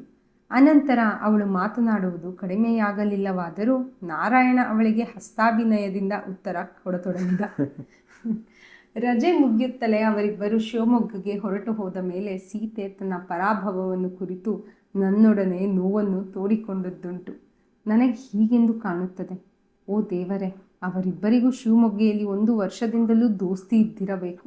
ಅನಂತರಾಯ ಮತ್ತು ಅವನು ಇಲ್ಲಿಯ ತನಕ ಬಂದು ನಂಟಸ್ತಿಕೆ ಮಾತುಕತೆ ಆಡಿ ಅಣ್ಣ ಅತ್ತಿಗೆಯನ್ನು ಕೇಳಿದ ಸಂಗತಿ ಬರೀ ನಾಟಕ. ನಾವು ಬೇಡ ಅನ್ನುತ್ತಿದ್ದರೂ ನಮ್ಮನ್ನು ಕೇಳದೆ ಮದುವೆಯಾಗುತ್ತಿದ್ದರು. ಏನೇನೂ ಸ್ವಾರಸ್ಯವಿಲ್ಲ ಎಂದು ದೂರಿದಳು. ಸದ್ಯಕ್ಕೆ ಅವರು ಮದುವೆಯಾದರಲ್ಲ, ಅವರವರಿಗೆ ಒಪ್ಪಿದ್ದು ಅವರವರಿಗೆ. ನನಗೇನು, ನಿನಗೇನು? ಹಾಗೆಂದರೆ ಬೇಸಿಗೆ ರಜೆಗೆ ಬಂದರೆ 1-4 ದಿನವಾದರೂ ಇಲ್ಲಿರುವುದಿಲ್ಲವೇ? ಏನಾಯಿತು ಅದರಿಂದ? ಮದುವೆಯಾದ ಹೊಸದರಲ್ಲಿ ಬಾಯಿ ತುಂಬ ಮಾತನಾಡುವ ಚಪಲ. ಮುಂದೆ 4 ತಿಂಗಳಲ್ಲಿ ಅದು ಹಳಸಿ ಹೋಗುತ್ತದೆ. ಇಂಗ್ಲೀಷಿನಲ್ಲಿ ಒಂದು ಗಾದೆ ಉಂಟು, ಹೊಸ ಕಸಬರಿಕೆ ಗುಡಿಸುವುದು ಲಾಯಕ್ಕು ಅಂತ. ಹೀಗೆ ಇದೊಂದೇ ವಿಷಯವನ್ನು ಹೇಳಿ ಮುಗಿಸಿದರೆ ನನ್ನ ಕಥಾನನಕ್ಕೆ ಬಾಧಕವಿಲ್ಲ. ಆದರೆ ನನ್ನ ಮನಸ್ಸಿನಲ್ಲಿ ಉಳಿದಿರುವ 2ನೇ ಉಪಕಥೆ ಯಾವುದು ಎಂದು ಹೇಳದೆಯೂ ನಿಮಗೆ ಅದು ಹೊಳೆದೀತು. ನಾನು ಸ್ನೇಹಿತನಾದ ಜನಾರ್ದನನಿಗೆ ಮದುವೆ ಹೇಳಿಕೆ ಕೊಟ್ಟಿಲ್ಲ ಎಂದು ನೀವು ಊಹಿಸಿರಬಹುದು. ಆತ ನನ್ನ ಬಲಗೈ ಬಂಟನಷ್ಟೇ, ಊರಿನ ಒಬ್ಬ ಮರಿ ಗುರಿಕಾರ. ಅವನ ಹತ್ತಿರ ಹೋಗಿ 1 ಗಳಿಗೆ ಬಂದು ಮದುವೆಯನ್ನು ಚಂದಗಾಣಿಸಿ ಕೊಡಬೇಕು ಎಂದು ಬೇಡಿದ್ದೆ. ಆತ ನೋಡುವ ಎಂದಿದ್ದ. ಬರದಿದ್ದರಾಗದು ಎಂದು ಪಟ್ಟು ಹಿಡಿದಿದ್ದಕ್ಕೆ ಧಾರೆ ಮುಹೂರ್ತಕ್ಕೆ ಸಮನಾಗಿ ಬಂದು ಹೋಗುತ್ತೇನಪ್ಪ ಎಂದಿದ್ದ. ಆದರೆ ಬರಲೇ ಇಲ್ಲ ಆಸಾಮಿ.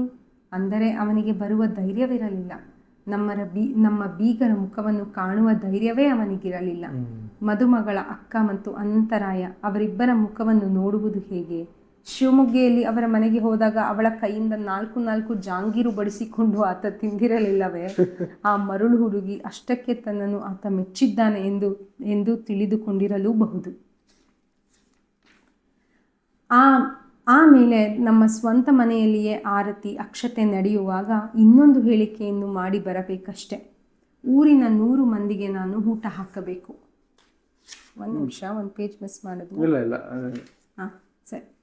ಊರಿನ 100 ಮಂದಿಗೆ ನಾನು ಊಟ ಹಾಕಬೇಕು. ಊರಿನ 100 ಮನೆಗಳಿಗೂ ನಾನೊಬ್ಬನೇ ಹೋಗಲಾರೆ. ಒಬ್ಬೊಂಟಿಗನಾಗಿ ಎಷ್ಟು ಕಡೆಗೆ ಹೋದೇನೋ. ಹೋಗಲೇಬೇಕಾದ ಸ್ಥಳಗಳಿಗೆ ಹೋಗಿ ನಾನು ಹೇಳಿಕೆಯನ್ನು ಮಾಡಿ ಬಂದಿದ್ದೆ. ಉಳಿದೆಲ್ಲ ಮನೆಗಳಿಗೆ ನಮ್ಮ ಮಂಜುನಾಥ ಅಮ್ಮನವರ ಗುಡಿಯ ದುರಸ್ತಿಗಾಗಿ ಬಂದಿದ್ದವನು ನನ್ನ ಪರವಾಗಿ ಹೋಗಿ ಹೇಳಿಕೆ ಮಾಡಿ ಬಂದ. ಆದರೂ ಜನಾರ್ದನನ ಮನೆಗೆ ನಾನು ಹೋಗಲೇಬೇಕಾಯಿತು. ಹಾಗೆ ನಾನು ಹೋಗದಿರುವುದು ತಪ್ಪು. ಹೋಗುವುದು ನನ್ನ ಘನಸ್ತಿಕೆಗೆ ಕಡಿಮೆಯಾದರೂ ಹೋಗಿ ಅವನ ತಂದೆಯನ್ನು ನೋಡಿ ಹೇಳಿಕೆ ಮಾಡಿದೆ.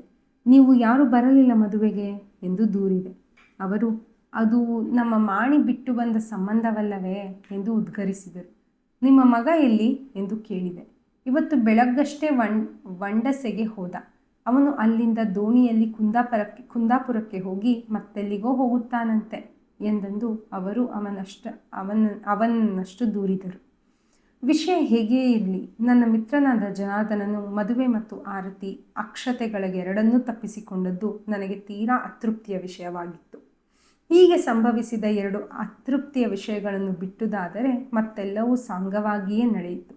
ಆರತಿ ಅಕ್ಷತೆಗಳು ಕಳೆದ ಬಳಿಕ ನಮ್ಮ ಬೀಗರು ಒಂದು ದಿವಸ ಇದ್ದು ತಮ್ಮ ಪುರಾತನ ನೆಲೆಯನ್ನು ಕಾಣಲೆಂದು ಹಗಲೂರಿಗೆ ಹೋಗಿ ಬಂದರು.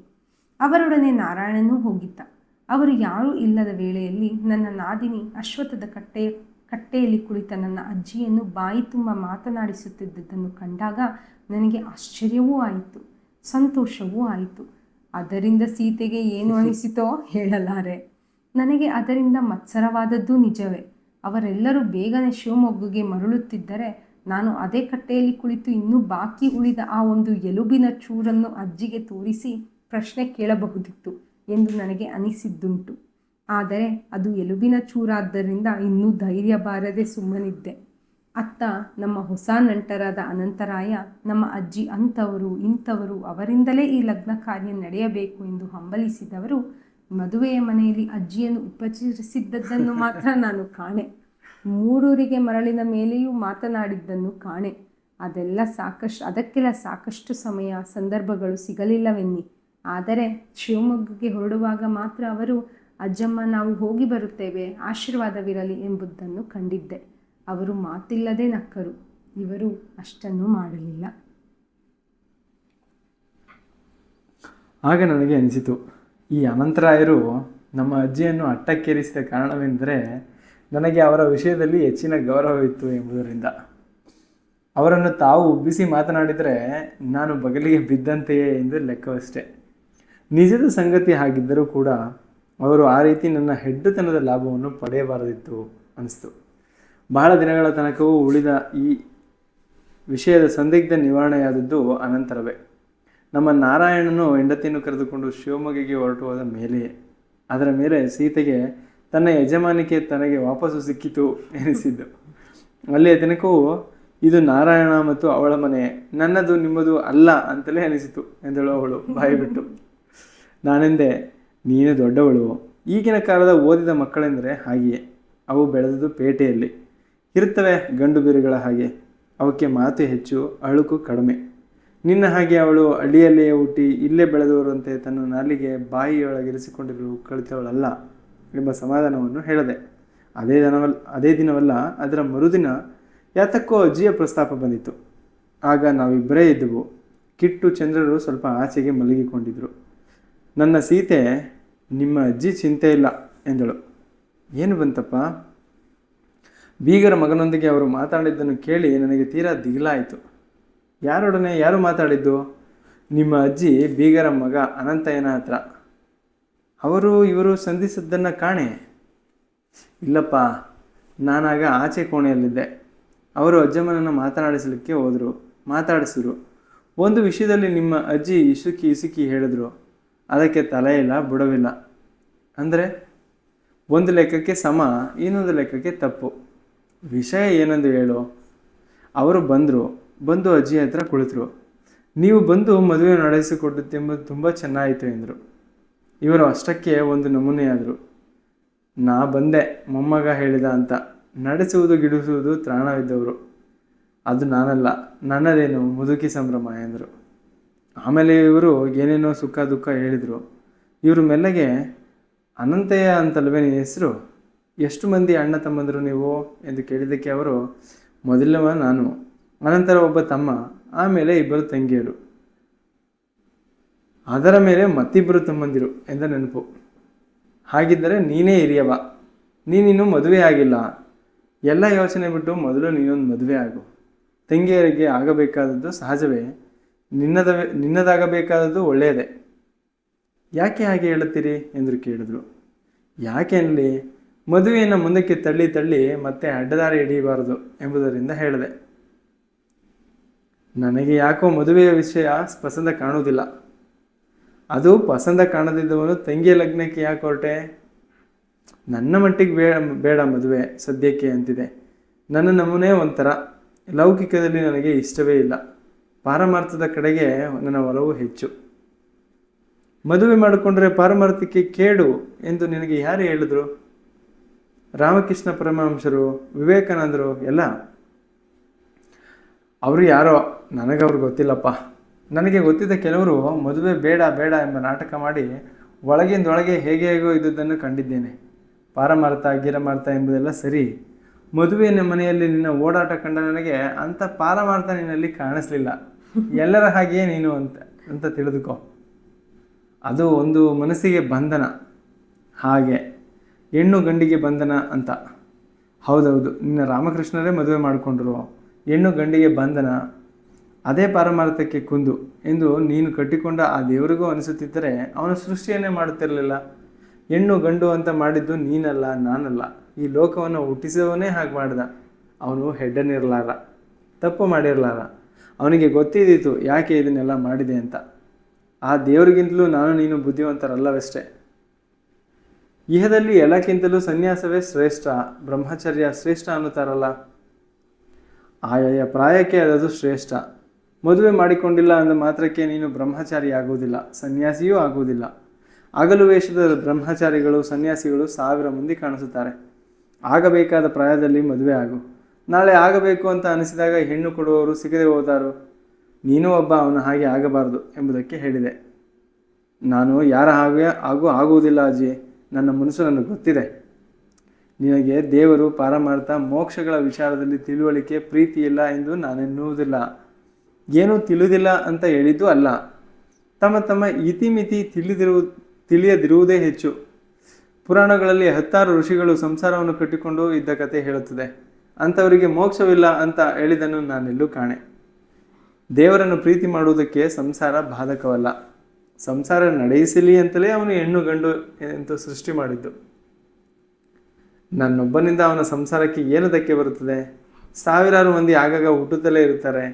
ದೈವ ಸೃಷ್ಟಿಗೆ ಅದರಿಂದ ಚ್ಯುತಿ ಬರಲಾರದು. ಅದನ್ನೆಲ್ಲ ಅವನು ನೋಡಿಕೊಂಡ. ಮಗು, ನಿನ್ನದನ್ನು ನೀನು ನೋಡ್ಕೋ. ನನ್ನದು ನನಗೆ ಗೊತ್ತಿಲ್ಲವಾದರೆ ಅಂತಹ ನಿರ್ಧಾರ ಮಾಡಿಕೊಳ್ಳುತ್ತಿರಲಿಲ್ಲ. ಅದು ನಿರ್ಧಾರವೋ?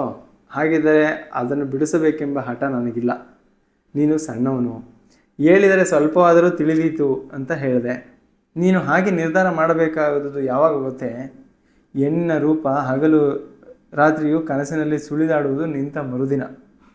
ಆಗಲಾದರೆ ನಿಶ್ಚಯ ಮಾಡು. ಯಾರು ಬೇಡವೆನ್ನುತ್ತಾರೆ? ಅದು ಇರುವ ತನಕವೂ ಎಲ್ಲರ ಹಾಗೆಯೂ ನೀನು ಒಬ್ಬ ಎಂದು ತಿಳಿ. ಪುಸ್ತಕ ಓದಿಕೊಂಡುದರಿಂದ ಬ್ರಹ್ಮಚರ್ಯ ಸಾಧಿಸುವುದಿಲ್ಲ. ನಾನು ಸದಾಕಾಲ ಹಗಲು ರಾತ್ರಿಯೂ ಹೆಣ್ಣಿನದೇ ಚಿಂತೆಯಲ್ಲಿದ್ದೇನೆ ಅನ್ನುತ್ತೀರಾ ಎಂದು ಕೇಳಿದ್ದಕ್ಕೆ ಇವರು, ನನಗೆ ಹಾಗೆ ಕಾಣಿಸಿದ್ದಕ್ಕೆ ನಮ್ಮವ ನೀನು ಅಂತ ತಿಳಿದು ಇಷ್ಟೆಲ್ಲ ಬುದ್ಧಿ ಹೇಳಿದೆ ಎಂದಂದರು. ನನ್ನ ಮನಸ್ಸು ನನಗೆ ಗೊತ್ತಿದೆ. ಆ ವಿಷಯದಲ್ಲಿ ನೀವು ಹೇಳುವುದು ಬೇಡ ಎಂದರು ಅವರು ಸಿಟ್ಟಿನಿಂದಲೇ. ಆಗಲಿ ಅಪ್ಪ, ನಾನು ಯಾಕೆ ಅಂಕೆ ಮಾಡುತ್ತೇನೆ ನಿನ್ನನ್ನು ಎಂದರು ಇವರು. ಮನೆಗೆ ಬಂದವರ ಹತ್ತಿರ ಹೀಗೆಲ್ಲ ನಿಮ್ಮ ಅಜ್ಜಿ ಸಿಕ್ಕಾಪಟ್ಟೆ ಮಾತನಾಡಿದರೆ ಹೇಗೆ? ಅವರ ಮನಸ್ಸಿಗೆ ಅವನ ತಲೆಯೊಳಗೆ ಇಲ್ಲದ್ದು ಕಾಣಿಸುತ್ತದೆ ಎಂತಲೇ? ಅಜ್ಜಿ ಬರಿದೆ ಹಾಗೆ ಹೇಳುವವರಲ್ಲ. ಸುಮ್ಮನಿರಿ ನೀವು. ನಿಮಗೆ ನೋಡಿ, ನಿಮ್ಮ ಅಜ್ಜಿಯ ಮರಳು ಗೊತ್ತಾಗುವುದಿಲ್ಲ ಏನೇನು. ಅಯ್ಯೋ ಮಾರಾಯ್ತಿ, ನನಗೆ ನನ್ನ ಮರುಳೇ ತಿಳಿಯುವುದಿಲ್ಲ, ಅಜ್ಜಿಯದು ಗೊತ್ತಾಗುವುದು ಹೇಗೆ? ಸುಖ ಸುಮ್ಮನೆ ಮನೆಗೆ ಬಂದ ನೆಂಟರೊಡನೆ ಇವರು ಬೇಡದ ಅಧಿಕ ಪ್ರಸಂಗ ಮಾತನಾಡಿ, ಛೆ, ಅದು ನನಗೆ ಮೊದಲೇ ಗೊತ್ತಾಗುತ್ತಿದ್ದರೆ ಈ ನಂಟಿಸ್ತಿಕೆಯ ಪ್ರಸ್ತಾಪವನ್ನು ನಾನು ಅವರ ಹತ್ತಿರಕ್ಕೆ ಒಯ್ಯುತ್ತಿರಲಿಲ್ಲ ಎಂದೆ ನಾನು ತಾಳ್ಮೆಗೆಟ್ಟು. ಅಷ್ಟಕ್ಕೆ ಅಜ್ಜಿಯ ದನಿ ಕೋಣೆಯಿಂದ ಕೇಳಿಸಿತು. ಮಾಣಿ, ನನ್ನ ಮರಳಿಗಾಗಿ ನೀನು ಸೀತೆ ಹತ್ತಿರ ಜಗಳ ಮಾಡಬೇಡ ಎಂದರು. ಅಧ್ಯಾಯ 7 ಇಲ್ಲಿಗೆ ಬಂತು. ಸೊ ಮದುವೆ ಆಯಿತು. ಹ್ಮ್ ಮದುವೆ ಎಲ್ಲ ಚೆನ್ನಾಗಿ ಮುಗಿಸ್ಕೊಂಡು ಬಂದರು. ಅದ್ರಿಗೆ 2 ವಿಷಯಗಳು ಮಾಮೂಲಿ ಎಲ್ಲ ಇದರಲ್ಲೂ ಇದ್ದಂಗೆ. ಒಂದು ಆ ಹೊಸ ಹುಡುಗಿ ಅವಳು ತುಂಬಾ ಓದಿದ್ದಾಳೆ, ಔಟ್ ಗೋಯಿಂಗ್. ಆಗಿನ ಕಾಲಕ್ಕೆ ತುಂಬಾ ಔಟ್ ಗೋಯಿಂಗ್. ಸೀತೆಗೆ ಅದು ತುಂಬಾ ಅತಿ ಅನ್ನಿಸ್ತಿತ್ತು. ಅವಳು ಇನ್ನು ಮದ್ವೆ ಆಗಿದ ತಕ್ಷಣ ಅವತ್ತಿನ ದಿನಾನೇ ಅಲ್ಲಿ ಕೊಲ್ಲೂರಿನ ಬೀದಿಗಳಲ್ಲಿ ಗಂಡನ ಜೊತೆ ಓಡಾಡಿದ್ದು, ಮತ್ತೆ ಇಲ್ಲಿ ಮನೆಗೆ ಬಂದೊಡನೆ ಅವನ ಹತ್ರ ತುಂಬಾ ಗಾಸಿಪ್ಸ್ ಕಿಚಿ ಪಿಚಿ ಅಂತ ಮಾತಾಡ್ತಾ ಇದ್ದಿದ್ದು, ಅದು ಸೀತೆಗೆ ಇಷ್ಟ ಆಗ್ತಿರ್ಲಿಲ್ಲ. ಅವಳು ಅದನ್ನ ಹೇಳು ಇದ್ಲು ಅವಳಿಗೆ, ಹೀಗೆಲ್ಲ ಮಾತಾಡ್ಬೇಡ, ಊರಿನ ಜನ ಎಲ್ಲ ಸ್ವಲ್ಪನೂ ಇವಳಿಗೆ ನಾಚಿಕೆ ಅನ್ನೋದಿಲ್ವಾ ಅನ್ನೋದು ರೀತಿ ಮಾತಾಡ್ತಾರೆ ಅಂತ. ಅದಕ್ಕೆ ಅವಳು ಕೂಡ ತುಂಬಾ ಒರಟಾಗಿ ಸೀತೆಗೆ ನಿಮ್ಮ ಕಾಲಕ್ಕಾಯ್ತು ಅದೆಲ್ಲ, ನಮ್ಗಲ್ಲ ಅಂತ ಹೇಳಿದ್ರು. ಅದು ಸೀತೆಗೆ ತುಂಬಾ ನೋವಾಗಿತ್ತು, ಅವಳ ಒರಟುತನ ಅಂದ್ರೆ ತುಂಬಾ ರೂಢಾಗಿ ಅವಳು ಮಾತಾಡಿದ ರೀತಿ. ಅದನ್ನ ಕೂಡ ಅವಳು ಗಂಡನ ಹತ್ರ ಹೇಳ್ಕೊತಾಳೆ, ಮತ್ತು ಅವಳ ಗಂಡ ಸಮಾಧಾನನೂ ಮಾಡ್ತಾನೆ. ಅವರೆಲ್ಲ ಓದಿರೋರು, ಸ್ವಲ್ಪ ಗಂಡು ಬೀರಿಗಳ ಥರ ಮಾತಾಡ್ತಾರೆ, ನೀನು ತಲೆ ಕೆಡಿಸ್ಕೋಬೇಡ ಅಂತ ಹೇಳಿ ಅವ್ನಿಗೇನು ಹೇಳಿ ಸಮಾಧಾನ ಮಾಡ್ತಾನೆ. ಜೊತೆಗೆ ಅಜ್ಜಿ ಕೊಲ್ಲೂರಿಗೆ ಹೋಗಿದ್ದು, ಅಲ್ಲಿ ಅಜ್ಜಿಗೆ ದೇವರ ಬಗ್ಗೆ ಇರುವಂತ ಒಪಿನಿಯನ್, ಅವರ ಒಂದು ಅಭಿಪ್ರಾಯ ಏನು ಅನ್ನೋದನ್ನ ಅವರು ಚೆನ್ನಾಗಿ ಹೇಳಿದ್ದಾರೆ. ಗೊತ್ತಾ, ಅದು ಎಷ್ಟೊಂದು ಅವತಾರಗಳನ್ನ ಯಾಕೆ ಎತ್ತಬೇಕು? ಮರ ದೊಡ್ಡದೋ ಎಲೆ ದೊಡ್ಡದೋ? ಒಂದ್ ಮರಕ್ಕೆ ಒಂದ್ ಎಲೆ ಬೀಳಿಸ್ಬೇಕು ಅಂದ್ರೆ ಮರನ ಎದ್ದು ಕುಣಿದಾಡ್ಬೇಕಾ? ಬೇಡ. ಮತ್ತೆ ಎಂತ ರಾಕ್ಷಸನೇ ಆಗ್ಲಿ ಏನೇ ಆಗ್ಲಿ, ಸೃಷ್ಟಿಕರ್ತನಿಗೆ ಅವನೊಂದು ಹುಳು, ಅವನನ್ನ ಕೊಲ್ಲೋಕೆ ಅಷ್ಟು ಅವತಾರಗಳನ್ನ ಎತ್ತದಂದ್ರೇನು? ಮತ್ತೆ ರಾವಣ ಕೆಟ್ಟವನು ಅಂತ ಗೊತ್ತಾದ್ಮೇಲೆ ಆ ರಾಮನ ಅವತಾರವನ್ನೇ ಎತ್ತಿ ಅವನು ಬೆಳೆದು ಅವನು ಕಾಡ್ಗೋಗಿ 30 ವರ್ಷಗಳ ಕಾಲ ರಾವಣನ ಅವನ ಪಾಡ್ಗೆ ಅವನ್ನ ಬಿಟ್ಟಿದ್ಯಾಕೆ? ಆ 30 ವರ್ಷ ಕಾಲ ದೇವ್ರನ್ನ ನಂಬ್ಕೊಂಡು ಇದ್ದವ್ರ ಕತೆ ಏನು? ಹಂಗಾಗಿ ಅಷ್ಟೊಂದು ಅವಶ್ಯಕತೆನೇ ಇಲ್ಲ. ಅವ್ನ್ ಬೇಕಂದಾಗ ಒಂದ್ ಸಿಡ್ಲು ಓಡಿಸ್ಬಿಟ್ಟು ಅವನನ್ನ ಸಾಯಿಸ್ಬಿಡ್ಬೋದು. ಆ ಒಂದು ಇದು ಕರೆಕ್ಟ್ ಅಲ್ವಾ? ಅಂದ್ರೆ ಅಜ್ಜಿ ಯೋಚನೆಗಳು ಆ ರೀತಿ. ಅಜ್ಜಿ ಪ್ರಕಾರ ಅಜ್ಜಿ ಇದು ಯಾವುದನ್ನು ನಂಬಲ್ಲ. ಅಜ್ಜಿ ಪ್ರಕಾರ ಒಬ್ಬನೇ ದೇವರು, ಅವನು ಹೆಣ್ಣೋ ಗಂಡೋ ನಮಗ್ ಗೊತ್ತಿಲ್ಲ. ಅಜ್ಜಿ ಹೇಳೋ ಪ್ರಕಾರ ಈಗ ನಮಗೆ ತಾಯಿ ಅಂದ್ರೆ ಒಲವು ಜಾಸ್ತಿ. ಈಗ ನಾವು ಸಣ್ಣದಾಗಿ ಬಿದ್ದು ನಾವ್ ಎಷ್ಟೇ ದೊಡ್ಡವರಾಗಿರ್ಲಿ, ಒಂದು ಸಣ್ಣ ಗಾಯ ಆಯ್ತು, ಎಲ್ಲೋ ಒಂದು ಯಾವ್ದಕ್ಕೋ ಬಡಿಸ್ಕೊಂಡ್ವಿ ಅಂದ್ರೆ ತಕ್ಷಣ ನಮ್ ಬಾಯಿಂದ ಬರೋದು ಅಮ್ಮ ಅಂತಾನೆ. ಹಾಗಾಗಿ ಜನಗಳು ದೇವರಲ್ಲಿ ಅಮ್ಮನ್ನ ಕಂಡ್ರು ಅಂತ ಅಂತಾರೆ. ಆಮೇಲೆ ಹೇಗೆ ನಾವು ಮಾಡೋ ತಪ್ಪನ್ನ ತಿದ್ದುವಾಗ ಅಮ್ಮ ಹೊಡೆದು ಬಡ್ದು ಬುದ್ಧಿ ಕಲಿಸ್ತಾರಲ್ವಾ, ಆ ರೀತಿ ಯಾವುದೋ ಒಂದು ದುಷ್ಟತನದ ನಾಶ ಆದಾಗ, ಯಾವುದೋ ಕೆಟ್ಟದ್ರ ನಾಶ ಆದಾಗ ಓಕೆ ಅಮ್ಮನೇ ಮಾಡಿದ್ಲು, ಅದಕ್ಕೆ ಅವರೊಂದು ರೌದ್ರ ರೂಪನ ಕೊಟ್ಟು, ಉಗ್ರ ರೂಪವನ್ನ ಕೊಟ್ಟು ಕಾಳಿ, ಚಂಡಿ, ಚಾಮುಂಡಿ ಅಂತೆಲ್ಲ ಕರೆದ್ರು ಅನ್ನೋದು ಅಜ್ಜಿಯ ಅಭಿಪ್ರಾಯ. ಸೊ ಅಜ್ಜಿಗೆ ಒಬ್ಬನೇ ದೇವ್ರು, ಬೇರೆ ಬೇರೆ ಅವತಾರಗಳಲ್ಲಿ ಅವ್ರಿಗೆ ನಂಬಿಕೆ ಇಲ್ಲ. ಅಜ್ಜಿ ಪ್ರಕಾರ ಈ ಏನದು ಮನುಷ್ಯ ಕೋಟಿ, ಮನುಷ್ಯರು ಇಷ್ಟು ಜನ ತಮ್ಮ ತಮ್ಮ ಆಲೋಚನೆಗಳಿಗೆ ತಕ್ಕನ ಹಂಗೆ ಇದನ್ನೆಲ್ಲ ಮಾಡ್ತಾ ಬಂದಿದ್ದಾರೆ ಅಂತ ಹೇಳಿ ಅಜ್ಜಿಗೆ ಅನ್ಸೋದು. ಸೊ ಅದು ಒಂದು ಡಿಸ್ಕಷನ್ ಆಗುತ್ತೆ ಸುಬ್ಬರಾಯರು ಮತ್ತೆ ಅಜ್ಜಿಯ ನಡುವೆ. ಆ ಡಿಸ್ಕಷನ್ ಆದ್ಮೇಲೆ ಇವ್ರಿಗೊಂದು ಕನಸು ಬೀಳುತ್ತಲ್ಲ ಮದ್ವೆ ಇದ್ರಲ್ಲಿ, ಯಾರೋ ಒಬ್ಬ ಅವನೇ ಮೂಕ ಏನದು ಮೂಕಾಸುರ ಅನ್ನೋ ರೀತಿಯಲ್ಲಿ ಬಂದು ಅವನು ಹೊಡೆಯಕ್ ಬರ್ತಾನೆ. ಅವ್ರಿಗನ್ಸುತ್ತೆ ಓ ಹಾಗಿದ್ರೆ ಯಾರೋ ಹಿಂದೆ ಊರಲ್ಲಿ ಬಂದವ್ರನ್ನೆಲ್ಲ ಡಕಾಯಿದ್ರು ಕೊಲ್ತಾ ಇದ್ರು ಅನ್ಸುತ್ತೆ, ಅದಕ್ಕೆ ಕೊಲ್ಲೂರು ಅನ್ನೋ ಹೆಸರು ಬಂದಿದೆ ಅನ್ನೋ ಅವರೊಂದು ಒಂಥರ ಫನ್ನಿ ಥಾಟ್ ಅವ್ರದ್ದು.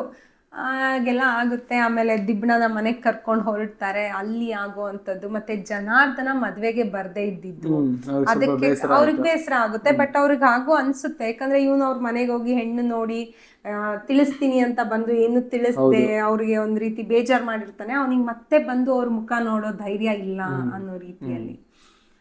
ಮತ್ತೆ ಅವ್ರಿಗೆಲ್ಲದಕ್ಕಿಂತ ಆಶ್ಚರ್ಯ ಆಗೋದು, ಹೊಸದಾಗಿ ಬಂದಿರೋ ಈ ಇಂಗ್ಲಿಷ್ ಸೊಸೆ ಹೋಗಿ ಅಜ್ಜಿ ಜೊತೆ ಮಾತಾಡೋ ಅಂತದ್ದು. ಅದು ಎಷ್ಟು ಆರಾಮಾಗಿ ಮಾತಾಡ್ತಾ ಇರ್ತಾರೆ, ಅದನ್ನ ನೋಡಿ ಸ್ವಲ್ಪ ಅವ್ರಿಗೆ ಹೊಟ್ಟೆ ಕಿಚ್ಚು ಆಗುತ್ತೆ. ಅಂದ್ರೆ ಬೇಗ ಇವರು ಸಂಶೋಧನೆ ಕೆಲಸ ಶುರು ಮಾಡಕ್ ಆಗ್ತಿಲ್ವಲ್ಲ ಅಂತ. ಹೌದು. ಜೊತೆಗೆ ಸರಿ ಅವರೆಲ್ಲಾನು ಅವರು ಇದನ್ಕೊಂತಿರ್ತಾರೆ. ಇವನು ನಾರಾಯಣನ ಫ್ರೆಂಡ್ ಯಾರು, ಅನಂತರಾಯರು ಮೊದ್ಲು ಬಂದಾಗ ಅಜ್ಜಿನ ಹಂಗೆ ಹಿಂಗೆ ಅಂತೆಲ್ಲ ಹೊಗಳ್ತಿದ್ದವರು, ಇವಾಗ ಏನು ಮೂಸೆ ನೋಡ್ತಾ ಇಲ್ವಲ್ಲ ಅಂತ. ಮತ್ತೆ ಅವ್ರಿಗೆ ಇನ್ನೂ ಒಂದ್ ಅನ್ಸುತ್ತೆ, ಸೀತೆಗೆ ತುಂಬಾ ಅನುಮಾನ ಬರುತ್ತೆ ಇವರ ನಡವಳಿಕೆ ಎಲ್ಲ ನೋಡಿ. ಅವಳು ನಾರಾಯಣನ್ ಜೊತೆ ಬೆರೀತಿದ್ದ ರೀತಿ, ಅವರು ತುಂಬಾ ಆತ್ಮೀಯವಾಗಿ ಅವ್ರು ತುಂಬಾ ವರ್ಷದ ಪರಿಚಯ ಅನ್ನೋ ರೀತಿ ಆದ್ರೆ ಮುಂಚೆಯಿಂದ ಇವ್ರಿಬ್ರು ಇಷ್ಟಪಡ್ತಿದ್ರು ಅನ್ಸುತ್ತೆ. ಬಂದು ಇವರು ನಾಟಕ ಮಾಡೋದಕ್ಕೆ ಕೇಳಿದ್ದಾರೆ, ನಾವ್ ಇಲ್ಲ ಅಂದಿದ್ರು ಮದ್ವೆ ಆಗ್ತಿದ್ರೆ ನಾವು ಮೋಸ ಹೋಗಿದೀವಿ ಅಂತ ಸೀತೆಗೆ ಅನ್ಸೋದು. ಮತ್ತೆ ಅದು ಮತ್ತೆ ಅನಂತರಾಯರ ಒಂದು ಸ್ವಭಾವ ಅವ್ರಿಗೆ ಇಷ್ಟ ಆಗಲ್ಲ. ಅಂದ್ರೆ ನಮ್ ನಿಜ ಜೀವನದಲ್ಲೂ ಆ ರೀತಿ ತುಂಬಾ ಜನ ಇರ್ತಾರೆ. ಆಕ್ಚುಲಿ ಈ ಕತೆ ಓದ್ತಾ ನಾವು ಕೂಡ ಅನಂತರಾಯರಿಗೆ ಮರಳಾಗ್ಬಿಡ್ತೀವಿ ಎಲ್ಲೋ ಒಂದ್ ಕಡೆ. ಅವ್ರ ಮನೆಗೆ ಹೋದಾಗ ಅವ್ರನ್ನ ಅಷ್ಟೆಲ್ಲ ಆತಿಥ್ಯ ಮಾಡೋದು, ಒಂದು ಅದಕ್ಕೆ ಹೇಳ್ತಾರಲ್ವಾ ಏನದು ಅತಿ ವಿನಯಂ ಧೂರ್ತ ಲಕ್ಷಣಂ ಅಂತ. ಅದು ಆಕ್ಚುಲಿ ಅದೇ ಓದುವಾಗ ನಮಗೂ ಅದ್ರ ಹಿಂಟ್ ಸಿಗೋದೇ ಇಲ್ಲ ಅಲ್ವಾ. ನಾವು ಒಂದ್ ರೀತಿ ಅನಂತರಾಯರನ್ನೇ ನಂಬಿಡ್ತೀವಿ. ಮತ್ತೆ ಮೋಸ್ಟ್ಲಿ ಅವರು ಅಜ್ಜಿ ಹತ್ರ ಜಾಸ್ತಿ ಮಾತಾಡದೆ ಇದ್ದದಕ್ಕೆ ಕಾರಣ ಈ ಸೀತೆ ಹೇಳ್ತಾಳಲ್ಲ, ಇವರು ಕೂತ್ಕೊಂಡು ಮಾತಾಡೋದು ನೋಡಿರಲ್ಲ, ಬಟ್ ಸೀತೆ ನೋಡಿರ್ತಾಳೆ, ಅವ್ರು ಮಾತಾಡೋದು ಕೂಡ ಕಿವಿಗೆ ಬಿದ್ದಿರುತ್ತೆ. ಇವ್ರ ವಾಗ್ವಾದಗಳು ಏನದು ಅನಂತರಾಯರು ಏನೇನು ಹೇಳ್ತಾರೆ ಮದ್ವೆ ಇದ್ರ ಬಗ್ಗೆ, ಅಜ್ಜಿ ಅದಕ್ಕೆ ಏನೋ ಉತ್ತರ ಕೊಡ್ತಾರೆ, ಅದರಿಂದ ಕೋಪ ಮಾಡ್ಕೊಂಡಿದ್ದಾರೆ ಇವರು. ಓಕೆ, ನನ್ನ ಮನಸ್ಸು ನನಗೆ ಗೊತ್ತು, ನೀವೇನು ಹೇಳೋದು, ನನಗೆ ಬೇಕು ಅಂದ್ರೆ ಆಗ್ತೀನಿ, ಇಲ್ಲ ಅಂದ್ರೆ ಇಲ್ಲ.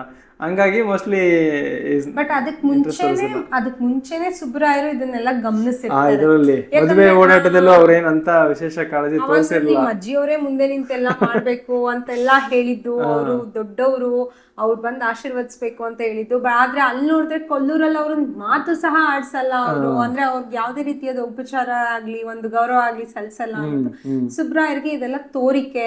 ನನಗೆ ಅಜ್ಜಿ ಬಗ್ಗೆ ತುಂಬಾ ಗೌರವ ಇದೆ, ಸೊ ನನ್ನನ್ನ ಬುಟ್ಟಿ ಬೀಳಿಸ್ಕೊಳ್ಳೋದಕ್ಕೆ ಅಜ್ಜಿಗೆ ಇವರು ತೋರಿಸಿದ್ದು ಒಂದು ಸುಮ್ನೆ ನಾಟಕದ ಒಂದು ಪ್ರೀತಿ ವಿಶ್ವಾಸ ಅನ್ನೋದು ಅವರಿಗೆ ಅನ್ಸೋದಕ್ಕೆ, ಬಲವಾಗಿ ಅನ್ಸೋದಕ್ಕೆ ಶುರು ಆಗುತ್ತೆ. ಅದು ಸಾಮಾನ್ಯ. ಈಗ ನಮ್ ನಡುವೆನೂ ಹಾಗೆ ಇರ್ತಾರಲ್ವ ತುಂಬಾ ಜನ, ತಮ್ಮ ಬೇಳೆ ಬೇಯಿಸ್ಕೊಳ್ಳೋದಕ್ಕೋಸ್ಕರ ಏನ್ ಬೇಕಾದ್ರೂ ಮಾಡ್ತಾರೆ ಎಲ್ಲಾ ಕಡೆಗೂ. ಓಕೆ, ಈ ಚಾಪ್ಟರ್ ಅಲ್ಲಿ ಕೊನೆಗೆ ಏನಪ್ಪಾ ಅಂತಂದ್ರೆ, ಹೀಗೆ ಸೀತೆಗೆ ಏನ್ ಅನ್ಸುತ್ತೆ, ಬಂದವ್ರ ಮುಂದೆ ಎಲ್ಲ ಅಜ್ಜಿ ಈ ತರ ಬಾಯಿಗೆ ಬಂದಂಗೆ ಮಾತಾಡಿದ್ರೆ ಹಿಂಗೆ ಅಂತ ಅನ್ಸೋದಕ್ಕೆ ಶುರು ಆಗುತ್ತೆ. ನೋಡೋಣ ಅಜ್ಜಿ ಅನಂತರಾಯರ್ಗೆ ಯಾಕಂಗೆ ಹೇಳಿದ್ರು, ಅವ್ರಿಗೂ ಲೈಕ್ ಅವನು ಇವನ್ ತರ ಜನಾರ್ದನ ತರ ಆಗ್ಬಾರ್ದು, ಈಗ ನೀನು ಮದ್ವೆ ಆಗಿದೆ ನಮ್ಮ ಮನೆ ನಂಟ ಅಂತಾನೆ ನಾನು ನಮ್ಮವನು ಅಂತ ಅನ್ಕೊಂಡು ಹೇಳಿದೆ, ನಿನ್ನ ಬಗ್ಗೆ ಅಷ್ಟು ಗೊತ್ತಿದ್ರೆ ಬಿಡಪ್ಪ ಅಂತ ಅಂದ್ಬಿಟ್ಟು ಬಿಟ್ಟಿದ್ದಾರೆ. ನೋಡೋಣ ಮುಂದೆ ಏನಾಗುತ್ತೆ ಅಂತ. ಅಧ್ಯಾಯ 7 ಇಲ್ಲಿಗೆ ಮುಗಿದಿದೆ. अध्याय 8 ಮುಂದಿನ ವಿಡಿಯೋದಲ್ಲಿ ನೋಡುವ. धन्यवाद. वीडियोस बनाने हैं फिल्मोरा है ना,